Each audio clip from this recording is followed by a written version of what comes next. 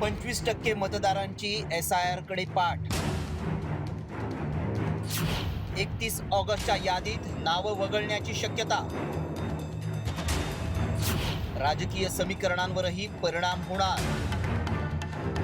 मतदार याद्या शुद्धीकरणासाठी निवडणूक आयोगानं विशेष सखोल पडताळणी म्हणजेच SIR मोहीम हाती घेतली आहे. देशभरात टप्प्याटप्प्यात ही मोहीम राबवण्यात येते.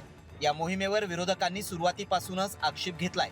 यापूर्वी ज्या राज्यात ही मोहीम राबवण्यात आली तिथं लाखो मतदारांची नावं वगळण्यात आली आहेत. सत्ताधाऱ्यांच्या फायद्यासाठी ही मोहीम असून विरोधातील मतदारांची नावं कमी करण्यात येत असल्याचा आरोप विरोधकांचा आहे. राज्यात राबवण्यात आलेल्या मोहिमेत धक्कादायक वास्तव समोर आलंय. 90हून अधिक विधानसभा मतदारसंघात 25% मतदारांनी गणना प्रपत्र जमा केलेलं नाही. 7,71,50,000 मतदारांच्या स्वाक्षरीसह प्राप्त झालेल्या गणना प्रपत्रांचं डिजिटायझेशन पूर्ण झालंय. मात्र सुमारे 2,07,00,000 मतदारांनी गणना प्रपत्र जमा केलेलं नाही.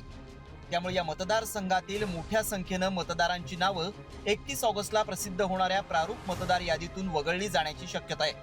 या मतदारसंघांमध्ये प्रामुख्यानं मुंबई, ठाणे, पुणे आणि नागपूरचा समावेश आहे.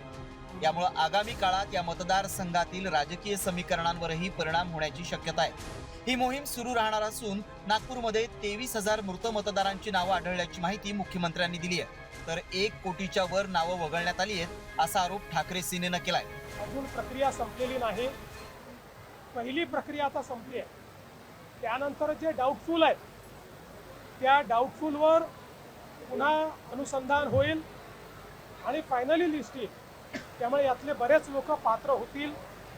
मुळामध्ये या SIR प्रक्रियेचा फायदा काय आपल्याला सांगतो. एक तर माझ्या मतदारसंघामध्ये 23,000 मृत नावं होती. 23,000. 25%हून अधिक जणांची नावं SIR मध्ये वगळण्यात आलेली आहेत. मोठ्या प्रमाणात नावं वगळली गेलेली आहेत. या निवडणुकीनंतर 1 कोटीच्या वर नावं वगळल्यात. आकडा 2 कोटीचा आहे, पण 1 कोटी नक्की आहे. त्याच्यावरती आमच्या पक्षाचं सुद्धा कार्यकर्त्यांचं काम सुरू आहे. कुठल्या कुठल्या भागामध्ये जाणीवपूर्वक नावं वगळली गेलेली आहे. मुंबईतील सर्वच मतदारसंघात 40%पेक्षा अधिक मतदारांनी गणना प्रपत्र जमा केलेलं नाही. कुलाबा मतदारसंघात तर सुमारे 47% मतदारांची नावं प्रारूप मतदार यादीतून वगळली जाण्याची शक्यता आहे. पुणे जिल्ह्यातही अशीच परिस्थिती आहे. पिंपरी, शिवाजीनगर, कोथरूड, खडकवासला आणि हडपसर या मतदारसंघात 40 ते 45% मतदारांनी गणना प्रपत्र जमा केलेलं नसल्यामुळं त्यांच्या नावांवरही प्रश्नचिन्ह निर्माण झालंय. त्यामुळे अंतिम यादी येण्यापूर्वी मतदारांचा प्रतिसाद मिळणार का? एवढ्या मोठ्या प्रमाणात नावं वगळली तर मतदारसंघातील राजकीय समीकरणांवर काय परिणाम होणार हे पाहणं महत्त्वाचं आहे. रिपोर्ट साम टीव्ही न्यूज.